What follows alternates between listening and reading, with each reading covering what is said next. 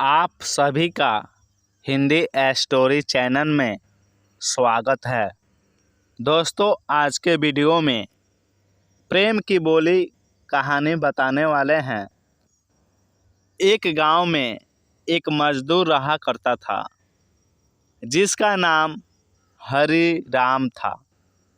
उसके परिवार में कोई नहीं था। दिन भर अकेला मेहनत में लगा रहता था। दिल का बहुत ही दयालु और कर्मों का भी बहुत अच्छा था। मजदूर था, इसलिए उसका भोजन उसे मजदूरी के बाद ही मिलता था। आगे पीछे कोई नहीं था, इसलिए वह इस आजीविका से असंतुष्ट था। एक बार उसे एक छोटा सा बछड़ा मिल गया। उसने खुशी से उसे पाल लिया।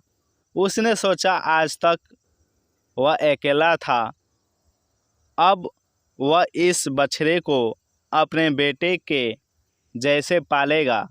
हरिराम का दिन उसके बछड़े से ही शुरू होता है और उसी पर ख़त्म होता है। वह रात दिन उसकी सेवा करता है और उसी से अपने मन की बात करता।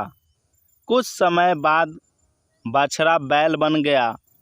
उसकी जो सेवा हरिराम ने की थी, उससे वह बहुत ही सुंदर और बलशाली बन गया था।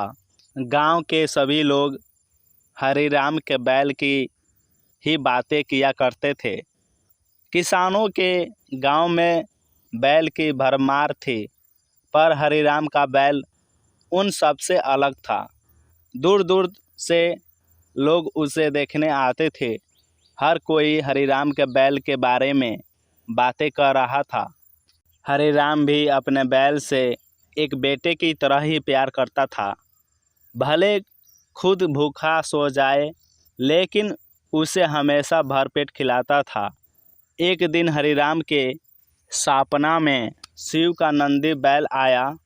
उसने उससे कहा कि हरिराम, तुम एक निस्वार्थ सेवक हो।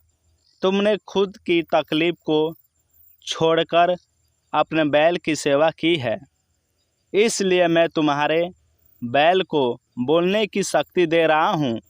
इतना सुनते ही हरिराम जाग गया और अपने बैल के पास गया। उसने बैल को सहलाया और मुस्कुराया कि भला एक बैल बोल कैसे सकता है। तभी अचानक आवाज़ आई, बाबा, आपने मेरा ध्यान एक पुत्र की तरह रखा है। मैं आपका आभारी हूँ और आपके लिए कुछ करना चाहता हूँ। यह सुनकर हरिराम घबरा गया। उसने खुद को संभाला और तुरंत ही बैल को गले लगाया। उसी समय से वह अपने बैल को नंदी कहकर पुकारने लगा। दिन भर काम करके आता और नंदी से बातें करता।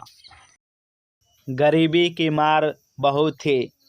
नंदी को तो हरिराम भर पेट देता था, लेकिन खुद भूखा सो जाता था। यह बात नंदी को अच्छी नहीं लगी। उसने हरिराम से कहा कि मैं भी खेतों में हल लगाऊंगा। नंदी ने रोज मेहनत करता। हरिराम के बोली विचार से गांव के लोग हरिराम के बैल नंदी से काम कराते।